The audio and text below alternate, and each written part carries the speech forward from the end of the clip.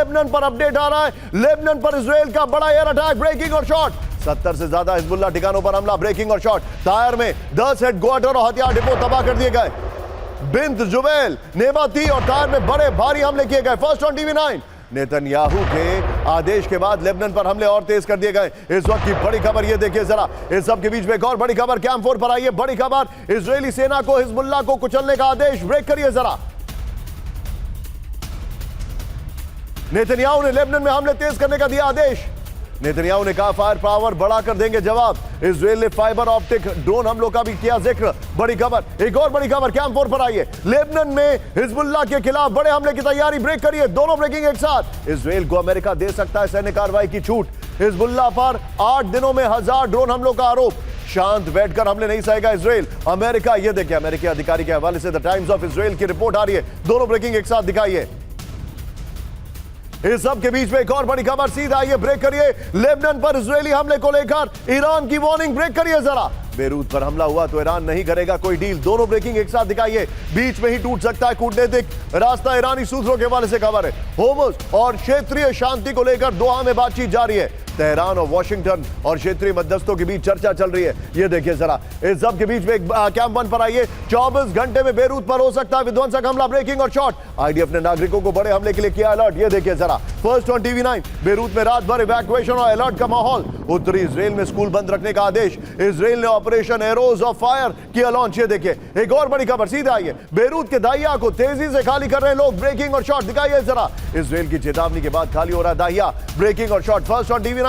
Beirut के south उपनगरों में दहशत का माहौल। दोनों ब्रेकिंग, दोनों शॉट दिखाइए। First on TV 9। लोगों को सता रहा है आईडीएफ की बड़ी एयर स्ट्राइक का डर। बड़ी खबर, दाहिया को लेकर वॉर फ्रंट विटनेस की रिपोर्ट आ रही है। यह बड़ी खबर मैं आपको दिखा रहा हूं।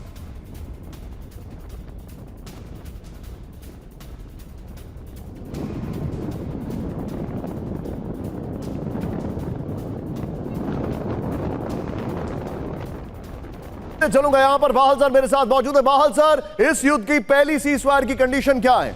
पहली कंडीशन यह है कि लेबनान पर हमला नहीं होगा। यहां पर तो उसी कंडीशन का वायलेट हो रहा है, पुल आउट होगा। बिल्कुल सही कह रहे हैं निशान जी। जो लेबनान पे हमले चल रहे हैं, एक अगर इजरायली सोल्जर मरता है तो आपने 50 गांव खाली करा दिए, उसके बाद दर्जनों गांव खाली करा दिया। लिटानी पे फास्फोरस बॉम्ब तक का इस्तेमाल किया गया और जिस हिसाब से तबाही मचाई गई है। लेकिन इस समय ईरान शांति इसलिए चाहता है, वो अपने लिए चाहता है। ईरान अंदर से इकोनॉमिकली खत्म सा हो गया है और साथ में जो उसका क्रिटिकल इंफ्रास्ट्रक्चर डैमेज हुआ है, तो चाहे वो कितने भी बड़े धमकी दे ले अमेरिका को और पूरे देशों को, लेकिन इस समय वो भी चाहता है कि युद्ध रुके। इसी वजह से कतर में गया और वो जो $6 बिलियन के उसके फ्रोजन एसेट्स है वहां पे, उनको निकालना चाहता है। तो कहीं ना कहीं इस समय सभी लोग युद्ध बंद चाहते हैं, लेकिन कौन नहीं चाहता? सिर्फ एक देश नहीं चाहता, वो है इजराइल और खासकर नेतन्याहू। इसी वजह से जब आपने उसके बीमारी की बात करी थी, तो अगर कभी भी नेशनल लीडर पे कोई भी बीमारी आती है और युद्ध के समय में, तो वो एक बहुत ही घातक चीज होती है। पहले देखिए, ये आपने दर्शकों को बताना जरूरी है। मैंने एक खबर क्यों दिखाई, कोई डेंटल ट्रीटमेंट के लिए रात में अस्पताल जाता है, पहली बात।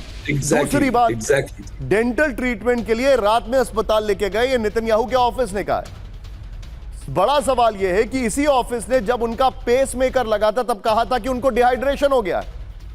बिल्कुल, और खासकर जबकि वो प्रोस्टेटिक कैंसर से भी पहले सफर कर चुके हैं और कहीं ना कहीं इस समय पे उनके लिए वॉर जोन के अंदर होना बहुत जरूरी है। अगर आज नेतन्याहू नहीं होंगे तो मैं आपको बता रहा हूं सारा युद्ध जो है सब कुछ खत्म हो जाएगा। आखिरी चीज कहना चाहता हूं इस पे, और वो ये है कि इस समय जो ट्रंप ने अब्राहम अकॉर्ड को बीच में डाल दिया है, तो वो वाटर को और क्लियर कर रहा है।